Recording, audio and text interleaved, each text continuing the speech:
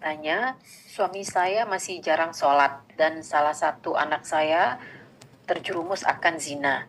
Saya setiap sholat menangis takut akan azab yang mungkin mereka dapatkan. Saya faham mungkin saya juga banyak dosa, tapi saya benar-benar khawatir akan mereka. Apakah ini tangis karena Allah ataukah masih duniawi? Dan apakah diperbolehkan tangisan dalam kondisi ini? Mohon nasihatnya juga Ustadz, apa yang harus saya lakukan selain berdoa untuk mereka? Masya Allah, barakallah fiik. Nah, ahibati fillah, kalau bicara menangis yang disebutkan tadi apakah karena Allah atau karena dunia, maka itu kembali kepada niatmu ketika meneteskan air mata. Ada yang menangis karena memang kesian anak-anak ini nanti akan diazab sama Allah. Kesian dengan masa depan mereka kalau mereka jauh dari ibadah. Ya. Dia khawatir dengan azab Allah sejatinya. Maka dia takutnya karena Allah SWT.